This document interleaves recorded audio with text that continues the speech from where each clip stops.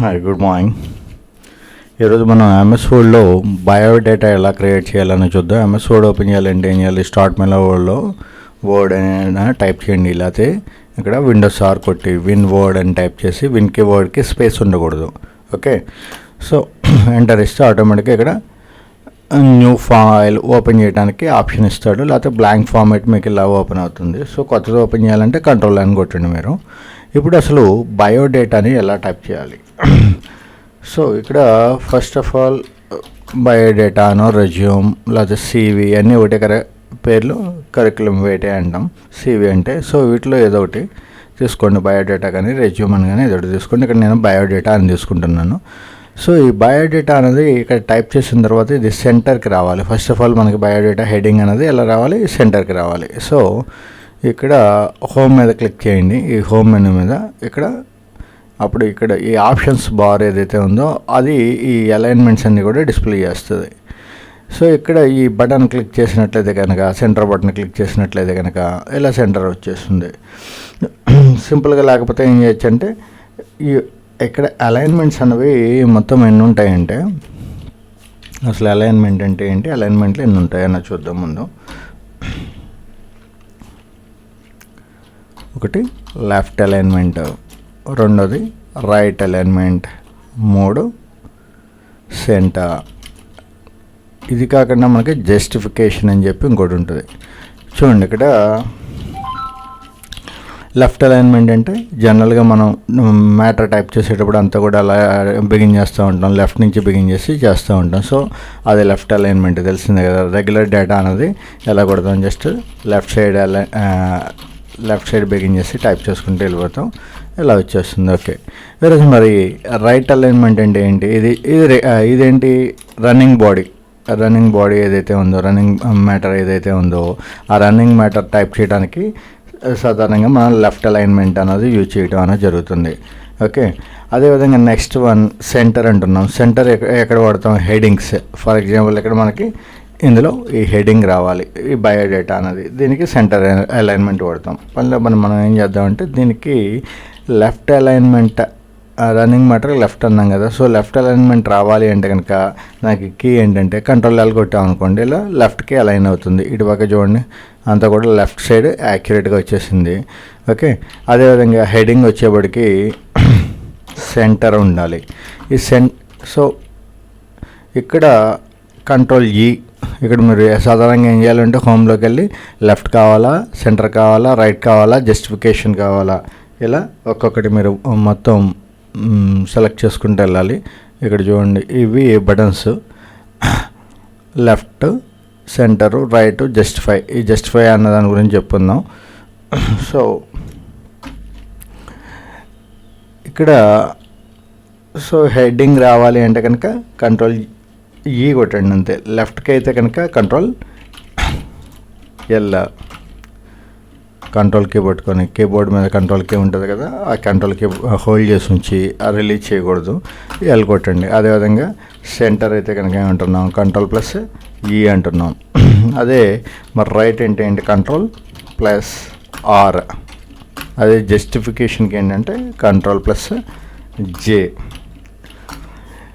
Okay, ఇక్కడ చూడండి జాగ్రత్తగా అబ్జర్వ్ చేసినట్లయితే కనుక లెఫ్ట్కి వెళ్ళటానికైతే లెఫ్ట్లో ఫస్ట్ లెటర్ ఏంటి, ఎల్, కంట్రోల్ ఎల్ వచ్చేసింది. రైట్కి వెళ్ళటానికైతే కంట్రోల్ ఆర్ అన్నాం, అంటే రైట్లో ఫస్ట్ లెటర్ ఆర్ తీసుకున్నాం.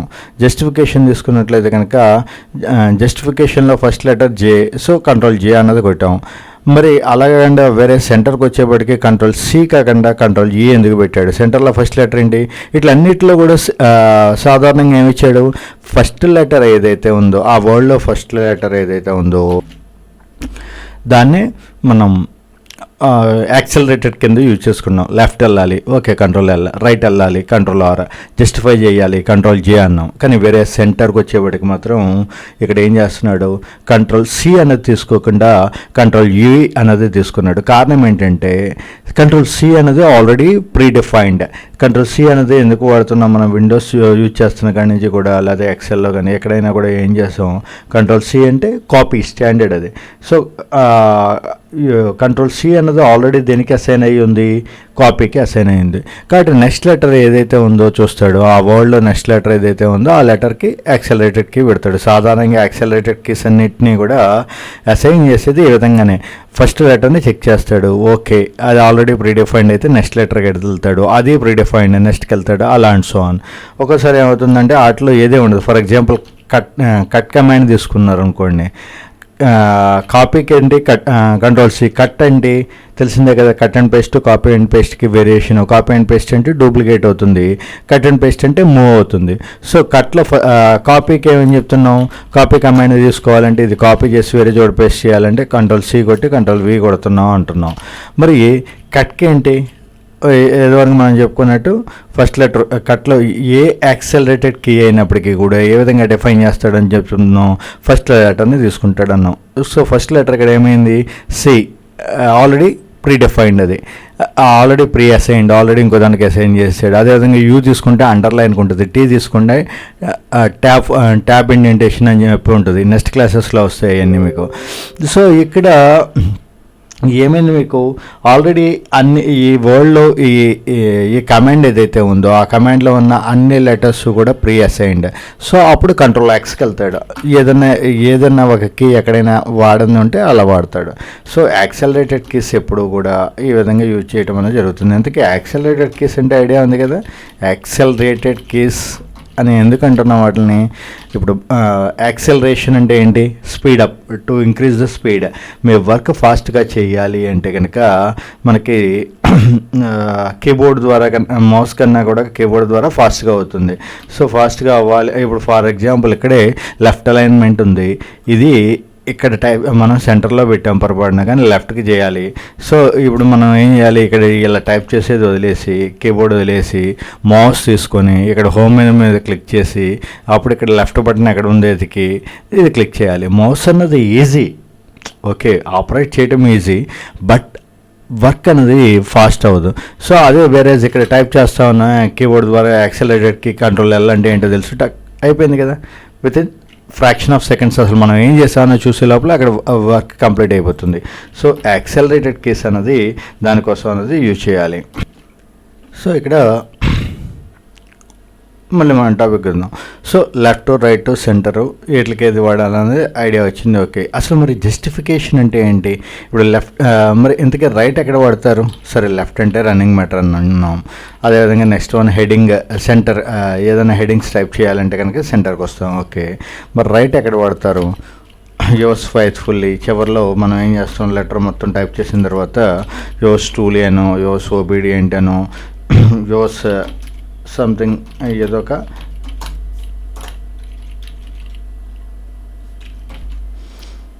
క్లోజింగ్ సెల్యూటేషన్ వాడతాం కదా, ఏదో దాన్ని మనం వాళ్ళకి రెస్పెక్ట్ఫుల్గా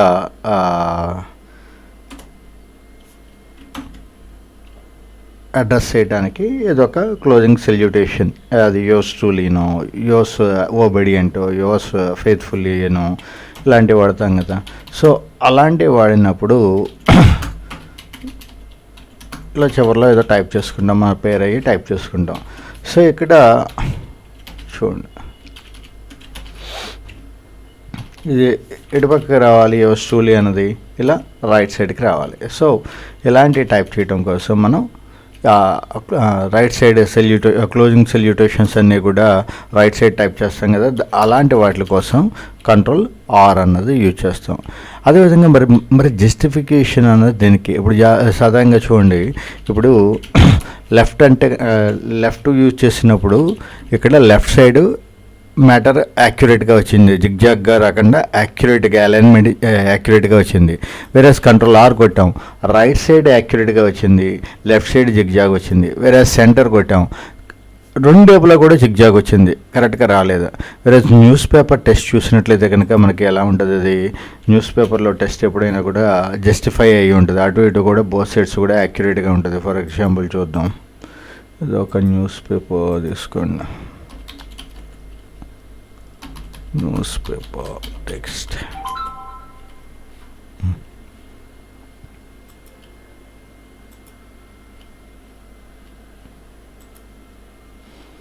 ఓకే. సరే, ఇక్కడ ఇమేజ్ అయితే బ్లర్గా ఉంది, మనకి అలైన్మెంట్ అర్థమవుతుంది కదా. ఇటు పక్కన యాక్యురేట్గా ఉంది, ఇటు పక్కన యాక్యురేట్గా ఉంది, ఎలా జిగ్జాగ్ అన్నది ఎక్కడా లేదు. ఓకే, లేకపోతే ఇంకో పేరా ఏదైనా తీసుకుంటే పోనీ, ఇంకో ఇమేజ్.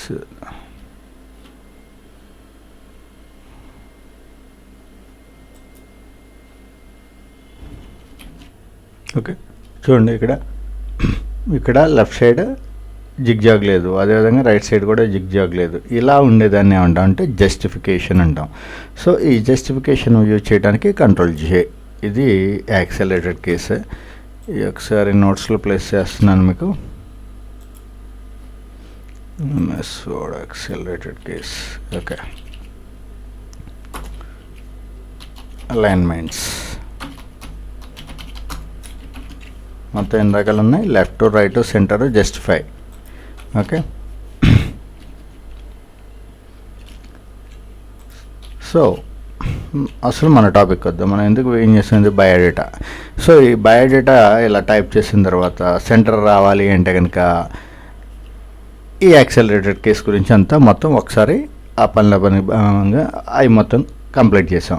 ఓకే, సో ఇక్కడ ఈ బయోడేటా టైప్ చేసిన తర్వాత హెడింగ్ అన్నది ఎలా ఉండాలి, కొద్దిగా సైజ్ ఎక్కువగా ఉండాలి, పెద్దగా ఉండాలి, ఫాంట్ సైజ్. సో అప్పుడు ఇది ఏం చేస్తారంటే ఇలా సెలెక్ట్ చేసి హోమ్ మెనూలోకి వెళ్ళి ఇక్కడ ఫాంట్ సైజ్ తీసుకోండి. దీనికి కూడా ఒక యాక్సెలరేటెడ్ కీ ఉంటుంది.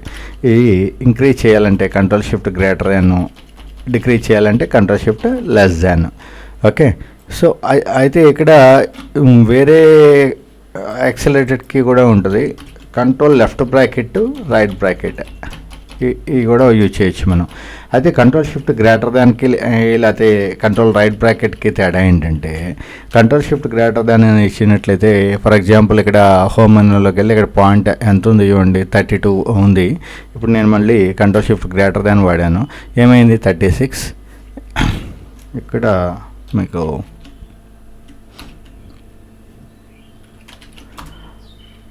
ఓకే, ఇక్కడ మీకు ఫాంట్ సైజ్ పెంచడానికి రెండు రకాల యాక్సెలరేటెడ్ కీస్ ఉంటాయి. ఒకటి Ctrl+Shift ఇంక్రీజ్ చేయడానికి కానీ డిక్రీజ్ చేయడానికి కానీ, ఒకటి Ctrl+Shift ఇంకోటేమో control bracket. Okay, left bracket or right bracket. >= ఇచ్చినట్లయితే కనుక ర్యాండమ్ వైజ్గా పెరిగిపోతూ ఉంటుంది. అంటే ఫస్ట్లో ఫాంట్ సైజ్ 24 ఉందనుకోండి, తర్వాత 36 ఉంది, తర్వాత 88 అలా వెళ్ళిపోతుంది. అలా కాకుండా మీకు లెఫ్ట్ బ్రాకెట్ యూజ్ చేసుకుంటూ వచ్చినట్లయితే కనుక left bracket or right bracket అన్నది step by step, inch by inch పెరగడం తగ్గడం అన్నది జరుగుతుంది. సో ఈ రెండు యాక్సెలరేటెడ్ కేసులో మీరు సందర్భాన్ని బట్టి ఏది కావాలంటే అది యూజ్ చేసుకోండి. ఇకపోతే నెక్స్ట్ టాపిక్ మనకి ఇక్కడ బయోడేటా. ఫస్ట్ హెడింగ్ కొట్టేసాం, నెక్స్ట్ Ctrl+L ఇచ్చి ఇటు పక్కకు వచ్చాం, నేమ్ అని ఇక్కడ టైప్ చేసాం. ఇప్పుడు టైప్ చేసిన తర్వాత ఇక్కడ కొద్దిగా స్పేస్ ఇచ్చి ఇక్కడ కాలన్ పెట్టుకొని ఇక్కడ మాకు కావాల్సిన నేమ్ ఇక్కడ టైప్ చేసుకుంటాం. అదేవిధంగా ఫస్ట్ నేము. ఓకే, అయితే ఇక్కడ అబ్జర్వ్ చేయండి ప్రాబ్లం. ఇక్కడ స్పేస్ కొట్టుకుంటే వెళ్ళాను నేను, కొద్దిగా ముందుకు వెళ్ళిపోయింది, మళ్ళీ వెనక్కి వచ్చి కరెక్ట్గా అదే పాయింట్లో ఇలా ప్లేస్ చేయడం. ఇది కొద్దిగా కాంప్లికేటెడ్గా ఉంటుంది. అంటే ఇలా స్పేస్ బార్ ఇలా వాడుతూ వెళ్ళి ఆ పాయింట్ ఎక్కడ ఉందో కరెక్ట్గా అక్కడ పెట్టి ఇలా కొట్టాలంటే కాంప్లికేటెడ్. దట్టు ఇంకోటి ఏమవుతుందంటే ఈ ఫాంట్ సైజ్ తగ్గించినా పెంచినా కూడా అది కొద్దిగా జిగ్జాగ్గా వచ్చే అవకాశాలు ఉంటుంటాయి. సో అప్పుడు ఏం చేస్తారంటే ఇక్కడ మీరు నేమ్ టైప్ చేసిన తర్వాత స్పేస్ బార్ వాడకండి, ట్యాబ్ వాడండి. ట్యాబ్ వాడినట్లయితే కనుక మీకు అది ఏ పాయింట్కి కావాలంటే ఆ పాయింట్కి డిఫాల్ట్గా ఏంటంటే ఎప్పుడైనా ట్యాబ్ వాడినట్లయితే కనుక 5 స్పేసెస్ జరుగుతుంది. అలా కాకుండా ఈ ట్యాబ్ అనేది ఇప్పుడు ఫర్ ఎగ్జాంపుల్ నేమ్ టైప్ చేశాను, నేమ్ టైప్ చేసిన తర్వాత ఒక ట్యాబ్, మళ్ళీ ట్యాబ్ ఇలా ఎన్ని ట్యాబ్స్ ఇచ్చాము, 4-5 ట్యాబ్స్ ఇచ్చాం. సో ఎన్ని ట్యాబ్స్ ఇక్కడ కూడా మళ్ళీ ట్యాబ్ కొట్టుకుంటా ఆ ట్యాబ్ పాయింట్ వచ్చేదాకా అక్కడ ఇచ్చేయాలి. కానీ ఇన్నిసార్లు ట్యాబ్లు వాడే బదులు ఒక పర్టికులర్ పొజిషన్లో ఇవన్నీ కూడా మనకి ఎక్కడ ఆగాలి, అన్నీ కూడా ఈవెన్గా నేమ్ అయినా, ఫాదర్ నేమ్ అయినా, డేట్ ఆఫ్ బర్త్ అయినా, అడ్రస్ అయినా ఏదైనా కూడా ఎక్కడ ఆగాలి మనకి కరెక్ట్గా ఈ ట్యాబ్ పాయింట్ ఈ ప్లేస్లోనే ఆగాలి. సో ప్రతిసారి ఇలా మీరు ప్యాసింజర్ బస్సు లాగా నిదానంగా ఒక స్టేజ్ తర్వాత ఒక స్టేజ్ వెళ్ళే బదులు ఒకేసారి నాన్ స్టాప్ బస్సు లాగా డైరెక్ట్గా మీరు వెళ్ళొచ్చు. సో అది ఏం చేయాలంటే ఈ ఇక్కడ రోలర్ ఉంది కదా, ఈ రోలర్ మీద క్లిక్ చేసి ఈ రోలర్ మీద కర్సర్ ప్లేస్ చేయండి. ఇలా చేసిన తర్వాత ఇక్కడ ఈ పాయింట్లో ఇలా క్లిక్ చేసినట్లయితే కనుక అది ఇక్కడ పాయింట్ ఈ ట్యాప్ పాయింట్ వస్తుంది. మీకు కొద్దిగా జూమ్ చేసి చూపిస్తాను, కరెక్ట్గా డిస్ప్లే అవుతున్నట్లేదు అక్కడ. సో ఇక్కడ చూడండి, ఫర్ ఎగ్జాంపుల్ ఇక్కడ మీకు కర్సర్ కనబడుతుంది కదా, ఇక్కడ క్లిక్ చేశాను. ఏమైంది, ఈ రోలర్ మీద ఇక్కడ క్లిక్ చేసినప్పుడు ఇక్కడ చిన్న పాయింట్ అన్నది మార్క్ అన్నది వచ్చింది కదా, దీన్నే ట్యాప్ పాయింట్ అంటాం. సో ఈ ట్యాప్ స్టాప్ పాయింట్ అంటాం. సో ఈ ట్యాప్ స్టాప్ పాయింట్ దగ్గర అక్కడ ప్లేస్ చేసి, ఇప్పుడు నేమ్ అని కొట్టాను నేను, అక్కడ ట్యాప్ స్టాప్ ఆ పాయింట్లో ఆగింది. ఇప్పుడు కావాల్సిన నేమ్ ఇక్కడ టైప్ చేసి వచ్చేసాం, ఫాదర్స్ నేమ్. మళ్ళీ ఇక్కడ ఏదో కొట్టుకుంటాం, మనకు కావాల్సిన ఇన్ఫర్మేషన్ ఏదైతే ఉందో అది టైప్ చేసుకుంటూ వెళ్ళిపోతాం. సో సింపుల్ కదా ఇలా. సో ఇలా లాంగ్వేజ్ నోన్ ఏదో మీ బయోడేటాలో ఏ కాలమ్స్ ఉంటాయి ఆ కాలమ్స్ అన్నీ కూడా ఇక్కడ టైప్ చేసుకుంటూ వెళ్ళండి. For example Telugu, English, Hindi, okay. అదేవిధంగా క్వాలిఫికేషన్, బయోడేటాలో ఏ కాలమ్స్ ఉంటాయి ఐడియా ఉంది కదా, అవన్నీ టైప్ చేసుకుంటా ఇది క్రియేట్ చేయండి. ఓకే. సో ఈరోజు మీ అసైన్మెంట్ ఏంటి, మీ బయోడేటాని ఏ విధంగా క్రియేట్ చేసి మరి దాన్ని అప్లోడ్ చేయండి. ఓకే ఓకే అర్థమైంది కదా. ఒకసారి చూడండి మళ్ళీ. ఇది ట్యాప్ స్టాప్ పాయింట్ని ఇక్కడ కావాల్సిన నేమ్ ఇక్కడ టైప్ చేసాం. తర్వాత ఈ పాయింట్ ట్యాప్ స్పేస్ పెట్టినా లేదా ట్యాప్లు కొట్టినా ఎక్కువసేపు లెంతీ అయిపోతుంది కాబట్టి సింపుల్గా మనం ఏం చేస్తున్నాం, ఈ రోలర్ మీద ఇక్కడ క్లిక్ ఒక్కోసారి మీకు ఈ రోలర్ కనపడదు. సో అప్పుడు ఏం చేయాలంటే వ్యూ మెనూలోకి వెళ్ళి ఇక్కడ రోలర్ అన్న చెక్ బాక్స్ని అన్చెక్ చేసి ఏమైంది, పోయింది కదా, మళ్ళీ తిరిగి రావాలి మనకి ఇప్పుడు. సో వ్యూ మెనూ మీద రోలర్ క్లిక్ తీసుకొని ఆ చెక్ బాక్స్ క్లిక్ చేసినట్టయితే ఈ రోలర్ డిస్ప్లే అవుతుంది. సో ఇప్పుడు ట్యాప్ పాయింట్ మనకు కావాల్సిన ప్లేస్లో ఇక్కడ ప్లేస్ చేయండి, ట్యాప్ కొట్టండి, ఫాదర్స్ నేమ్. ఓకే ఇలా సేవ్ చేసేయండి, కంట్రోల్-S ఇచ్చేసి మీకు కావాల్సిన ప్లేస్లో సేవ్ చేసుకొని దీన్ని నాకు అసైన్మెంట్లో ఈ ఫైల్ని అప్లోడ్ చేయండి. Okay, nice day.